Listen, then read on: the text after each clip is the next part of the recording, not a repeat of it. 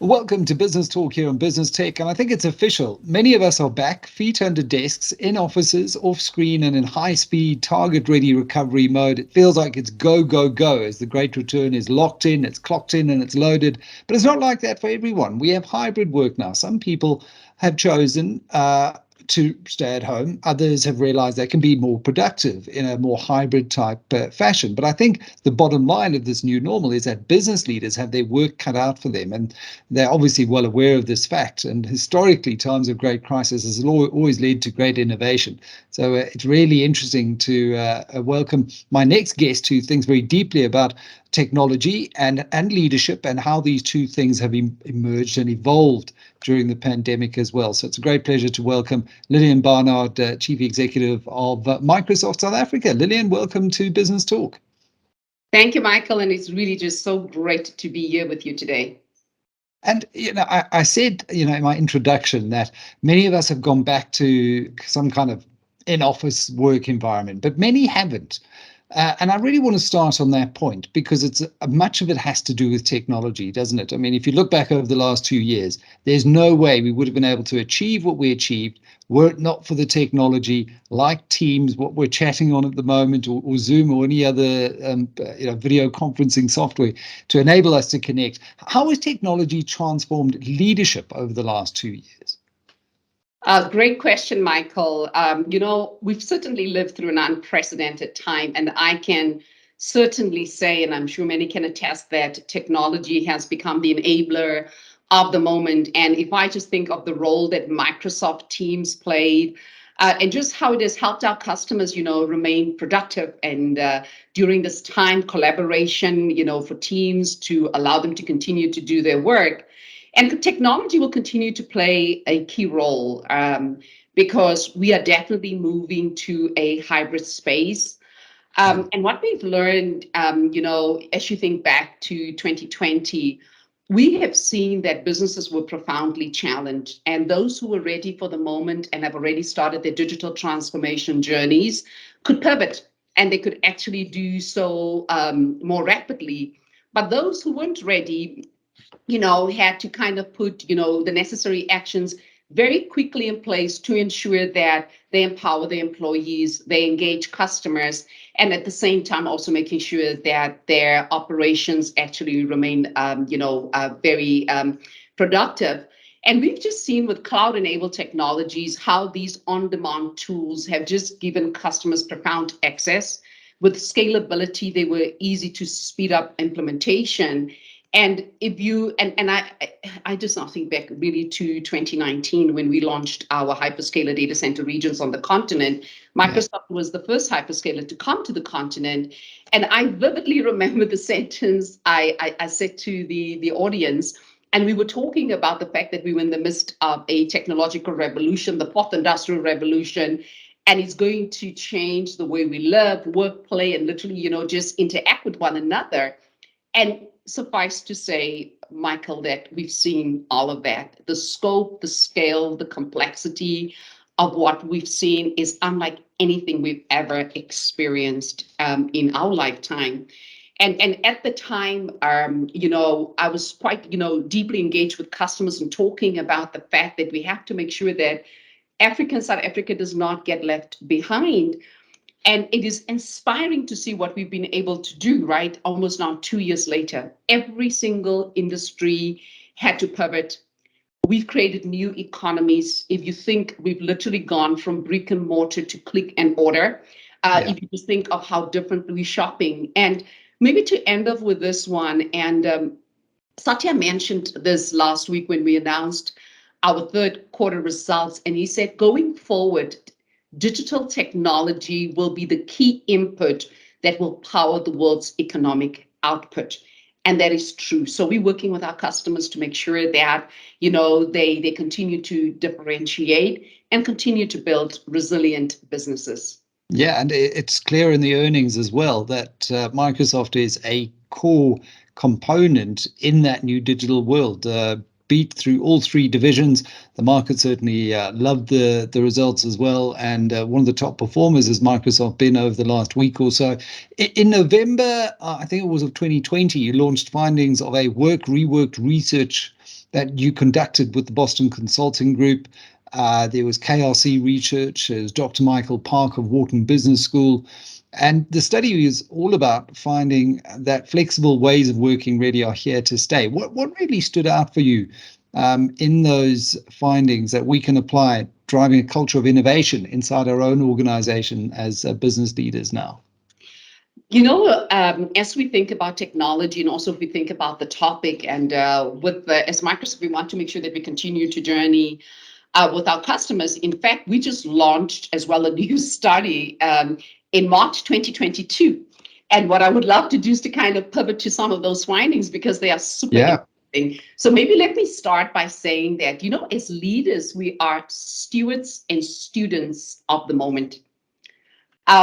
We will learn more when we listen more. It's suffice to say that this is going to be the age of the employee because hybrid work is definitely emerging to be the next great disruption. And this blended model of people, in the office and some working from home or where they be elsewhere is still something that we're all navigating. And we're battling to determine what would it look like for our individual organizations.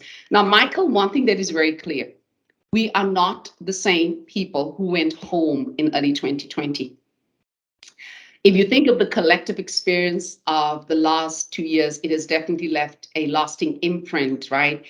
And it has changed, just the way at how we look at work.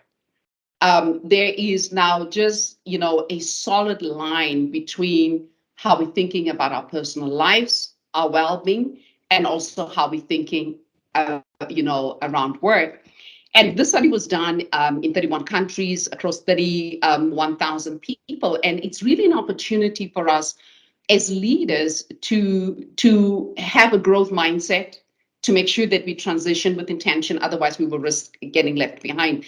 And there's probably 4 points I would like to mention for you that came out of it. And it clearly states that employees have a new with it equation.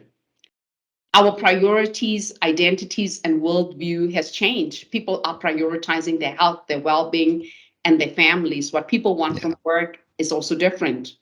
And it shows that, if you look at parents in particular, and you look at women, they are definitely saying that we are going to prioritize our health, well-being, and our families over work. So what are we going to do with, some of these new found priorities? Because people are definitely acting on it. So the data shows that the great reshuffle, the great resignation that we talk about is far from over. And this is going to create a challenge for us to attract and retain, but also making sure that we continue to engage our current employees. So I believe that as leaders, it's best for us to embrace the flexibility, make sure that we prioritize employee well-being, because this will ultimately become a competitive advantage as we think about building, thriving organizations and also making sure that we drive long-term growth. The second point is we need to make the office with the commute. Now, I don't know whether you've been there. And as leader of my own organization, just given how fully functional we were at home, the question is, and this is the same question that employees are asking, why am I going to the office? By the way, when should I go? And what does it mean for me? So we need to make the office with the commute. And in Microsoft, we talk a lot about, establishing team agreements to kind of define this new norm for us. Because when people come together in person, why are they coming together? Right? Are they coming together to connect, to collaborate? And there's definitely no one size fits all approach. Mm-hmm. So to think about, what is this hybrid meeting etiquette also that we're going to establish? And I don't know whether you participated in meetings where, some people were at the office, some at home. You're trying to make it work because it was super easy when everybody, was at home, or even when all of us are at the office. I think the third point that I want to mention is really, we need to think about what are we going to do around building social capital, because it's going to be very different in a hybrid world. And people clearly say that the aspects that they felt got impacted the most during the pandemic was the way that we related to each other. In fact, the study that you referred to did say that teams have become more siloed. Yeah. And that is still the case. And we know that when people have thriving relationships at work, they're more productive. It actually creates to better well-being. And in a digital first world work, we cannot solely rely just on the office to help us recoup that social capital that we all so deeply want. So we're going to have to come up with other ways to make sure that teams stay, reconnected during Mm, time. Also, if you think about people that we've just onboarded the last 2 years, many of them have not experienced company culture in the way that we know it. So we need to become very intentional about connecting with employees. Leaders will become actually that link to make sure you connect the employee to the organization, but also help them broaden ultimately their networks within the organization. We're going to have to rely on mm. managers because managers can absolutely help us build social capital. And I guess the final point that I want to be end of year, maybe the fourth one, is to make sure that we continue to combat digital exhaustion. We all have gained new hours in the day, let's be frank. Yeah. But flexible work doesn't mean always on. Yeah.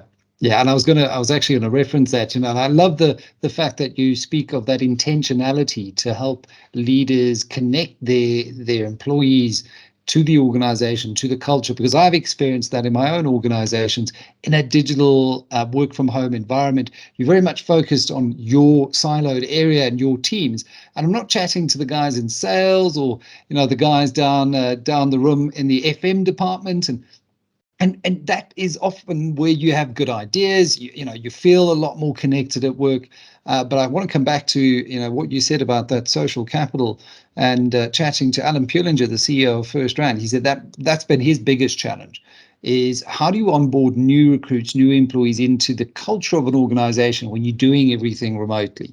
Yeah, I mean, all of these are huge, complex challenges. I feel like I'm living at work at the moment. So I actually like going into studio every now and again just because it lets me feel like there's a line between where I work and where I stay. So given all of that, how can leaders continue to empower their workforce and ensure that this transformation is still a priority, this digital transformation, regardless of all of the challenges that have been posed by the pandemic and all of these other competing forces, P&Ls and ensuring that you're innovating. There's a lot to juggle.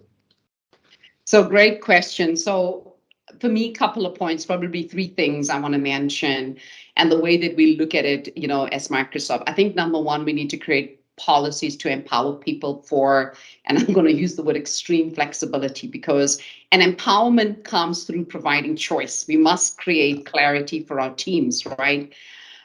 Because the decisions that we make today will impact our cultures. It will shape the future on how we retain, attract, and also ultimately deliver business outcomes.